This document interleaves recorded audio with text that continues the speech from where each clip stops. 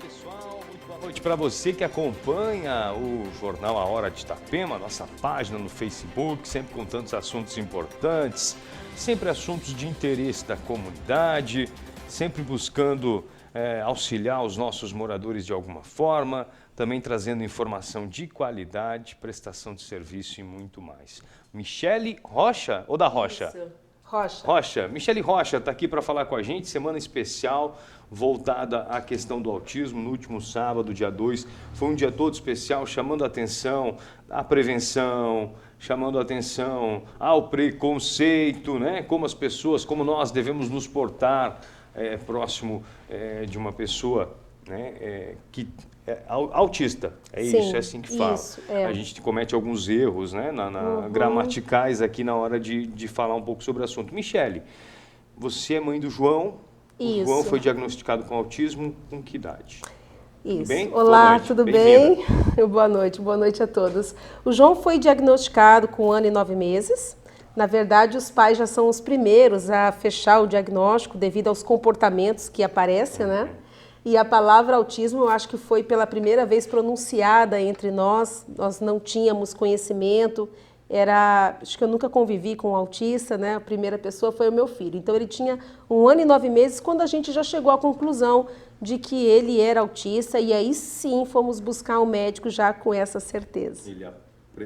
O que ele apresentava? Alguns sintomas que a gente possa falar para orientar os pais? Claro, ele apresentou os comportamentos clássicos do autismo, que é a autoagressão, uma mente rígida, inflexível, seletividade alimentar, insônia, os comportamentos repetitivos, o hiperfoco, a obsessão por alguns temas. São estes os comportamentos, né? Por isso que nós estamos aqui para falar que você vai ver na rua, no restaurante, na escola e que você precisa entender que isso pode ser o autismo. É esse motivo que eu estou aqui hoje para falar disso, desse ponto. E como pais, quando recebe-se a notícia, você disse que já foram buscar orientação, tudo que precisava. Isso é importante, aceitar, enxergar e ir buscar essa ajuda? É importante, assim, todo pai, ele apresenta também, assim, uma mesma reação, é um dos diagnósticos mais duros que o médico pode dar para um pai, né? O próprio médico fala isso, e não tem jeito, ele vai para o fundo do poço, viu, Pedro? A gente vai lá para baixo, né? Aquele sonho de uma criança que você tem, aquilo se desmorona e você não sabe o que fazer, porque o que se coloca diante do pai é a ausência da esperança também, é uma coisa também muito assim, vai ser assim, não tem o que fazer, tal, você pode melhorar, mas vai ser assim. Então você recebe tudo aquilo com um grande impacto, uma força muito que te joga lá para baixo, foi assim conosco, não foi diferente? E fomos para o fim do poço, mas fundo do poço tem mola, né? Então, o pai de autista, a mãe de autista, eu acho que Deus dá uma força aí que faz a gente começar a batalhar e a procurar por tratamento, intervenções. E aí o meu filho, que era severo, hoje ele está caminhando para o grau leve. Por que ele está caminhando para o grau leve? O que aconteceu? O que o casal fez? O que a família fez para que isso acontecesse? Importante a gente dividir. Ah, não, sem dúvida. É o que a gente tem feito aí diariamente, né, compartilhando. Eu estou em 7 comunidades do autismo, porque esse negócio me tomou, né, me virou de cabeça para baixo, mas virou minha causa também. Você inclusive, tem um perfil no Instagram que fala sobre isso. Tenho um perfil no Instagram, tenho um canal no YouTube, né? Porque temos falado sobre isso e tentando ajudar no máximo da nossa força aí. O que ocorreu conosco? Nós estávamos na Espanha quando nos deparamos com o autismo e lá a gente conheceu protocolos de excelência, coisa que aqui no Brasil é muito pouco difundido e essa é a nossa missão de vida. De que se a gente trocasse a alimentação da criança, né? Essa alimentação moderna, esses fast food, hambúrguer, tudo isso prejudica ainda mais, né? Então, se nós tirássemos muita tela digital, mudasse esse ambiente, A gente poderia também tratar a epigenética do autista, porque quando se fala que o autismo é genética, eles estão querendo falar de epigenética. E talvez, né, o pai, por ser muito ocupado, ele não quer ficar vendo a diferença entre genética e epigenética. Meio que joga tudo num saco, mas existe uma diferença absurda.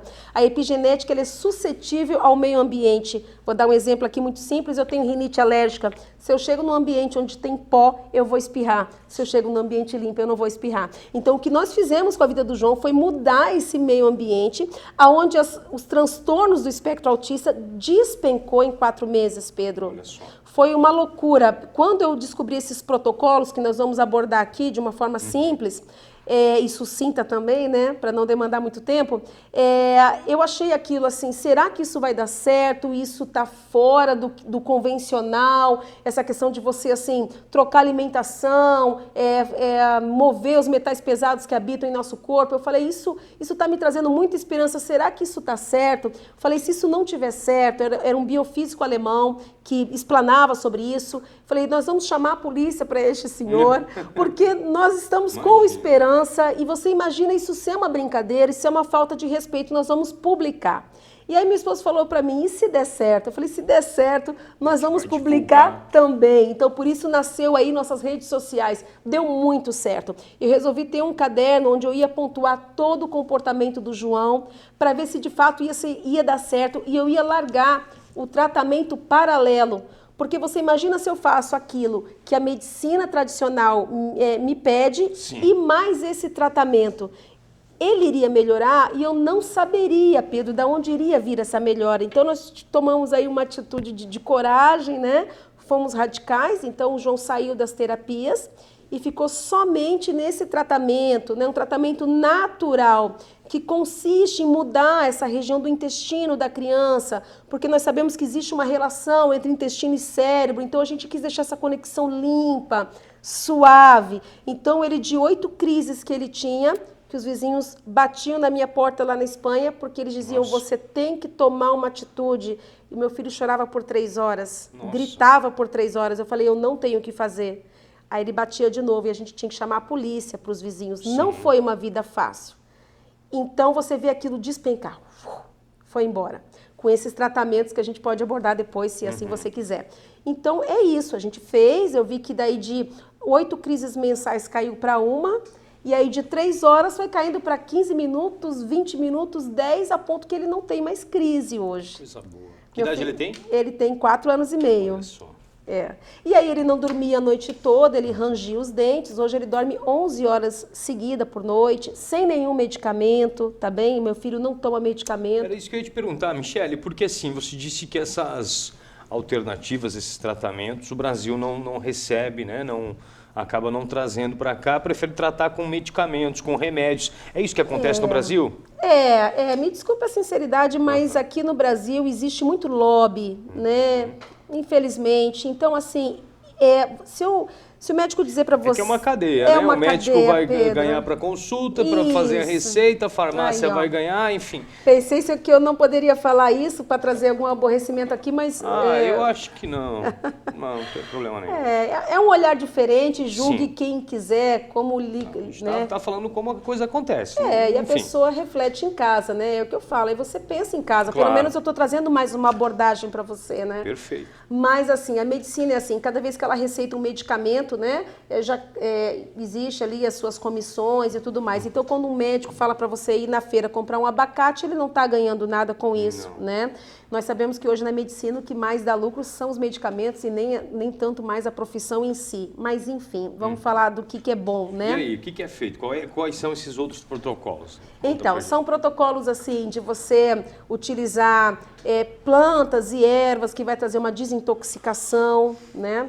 Então, são chás, são desparasitantes naturais. Depois você faz uma alimentação orgânica. A gente sabe, por exemplo, tem uma cientista americana maravilhosa que ela diz que ela deve o autismo muito ao glifosato, que é o arsênico, que hoje está no arroz, por exemplo. Isso vai causando até uma demência, até o Alzheimer também está ligado, porque isso vai afetando a nossa mente, o nosso cérebro. Porém, nós temos um sistema imune em que ele consegue fazer um detox adequado. Sim. O seu fígado começa a trabalhar à noite e ele começa a eliminar. Porém, já está comprovado cientificamente que o autista ele não tem um sistema imune adequado, tudo nele é muito mais devagar. Então, o que a gente faz é como se a gente fizesse um sistema imune assim no braço, na força do nosso braço, completando essa ação que ele deveria fazer sozinho. Então, a gente mudando a alimentação, ele vai dormir melhor, né? Trabalhando com ervas, em que vai eliminar uma carga parasitária que toda criança não consegue dar conta, né? Eu costumo brincar que, às vezes, um ratinho num lugar escuro e sujo, ele fica, mas numa sala limpa ele vai embora. Então, as crianças, mais de 90% já comprovado, eles têm inflamação no intestino. Né, tem uma síndrome fúngica ali. Então, a carga parasitária você não consegue reduzir muito por causa disso, porque é um ambiente muito propício para que haja uma multiplicação desses parasitas. Então, quando você muda essa microbiota intestinal, quando você muda esse terreno biológico, tudo começa a fluir melhor. Vou dar um exemplo para você. Tem gente que vai comer um embutido e sente dor de cabeça. Sim. Né? Vamos falar aí, né, de um medicamento, de uma droga, você colocou para dentro e atingiu a cabeça. Então vamos abrir os olhos, né, pessoal, e vamos raciocinar, será que a gente não pode fazer mais para os nossos filhos do que já tem aí no mercado? Dá para fazer muito mais. Se complementar, eu acredito muito na questão da alimentação, acredito muito na questão da natureza, né? De tudo que a gente tem, até porque nós somos parte dela, né? Ah, com certeza. Então, acho que esse equilíbrio, né, com certeza, traz muitos benefícios ao João e pode trazer para outros autistas. Bom, vamos falar um pouquinho aqui, Michele, do autismo no lar. Isso. Esse é a página no Instagram? Esse é o perfil? Esse é o meu perfil. Nós mudamos nossa vida por causa do João, inclusive saímos da Europa, né? O João ele é português, mas a gente estava na Espanha, estávamos 5 anos lá. A gente saiu de lá porque morar na praia, onde tem sol, né? O sol, ele foi pintado como bandido até pouco tempo atrás, mas o sol é extremamente benéfico, né? Para as crianças, para a saúde, para o sistema autoimune. Você fica ali 20 minutos no sol, você desperta o seu sistema imune em mais de 300 atividades. A água do mar, ela é fenomenal, ela tem uma força fantástica na saúde.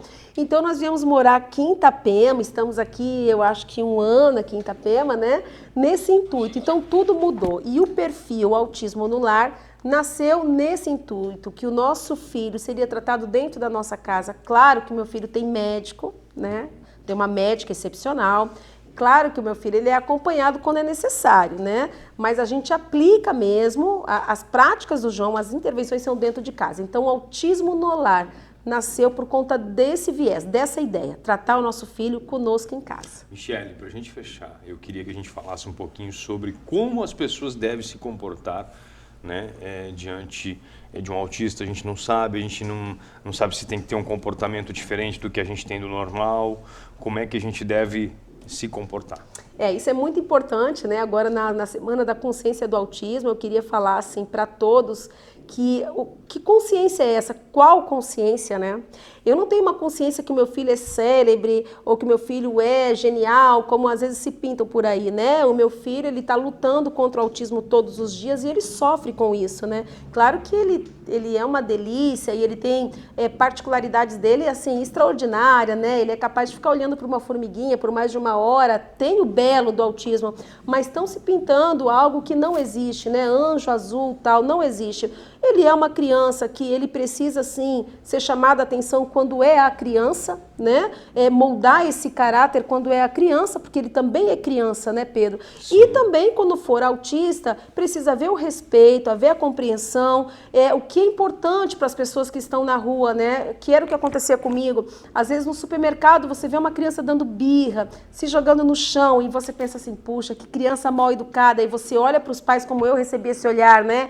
Você não dá educação para o seu filho. Então, essa consciência é importante. O que você está fazendo aqui é importante. Você está deixando chegar mais esse assunto dentro das casas aqui de Itapema e região, para que quando veja um comportamento assim, dê esse start e não julgue. Pense assim, pode ser autista. Eu já julguei. Agora fiquei até com vergonha. Eu também já fiz isso. Fiquei até com vergonha, porque realmente a gente vê no supermercado, a gente acha que é um absurdo, que é alguma coisa que a mãe ou o pai não quer comprar. Mas olha só, gente, você tem noção do que a Michelle está falando? Olha a importância do nosso comportamento, né?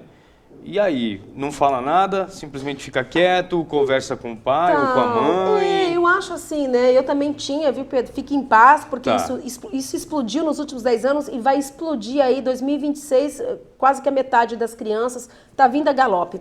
Então, assim, eu hoje, né, gostaria que fizesse o quê comigo? Chegasse assim e dissesse, posso ajudar? Nessa pergunta, posso ajudar? A mamãe já vai falar, né? Ó, ele é autista, né? Ou ele tem outro... Hoje já existe outras coisas, né? Não só o autismo, mas o TOD e tal. Então ela vai falar alguma coisa e aí você vai, né? Você vai se acalmar naquilo. Até você vai dizer não. Vamos olhar com um olhar de compaixão, né? Então perguntar se quer ajuda, o que pode fazer ali naquele momento para a criança, né?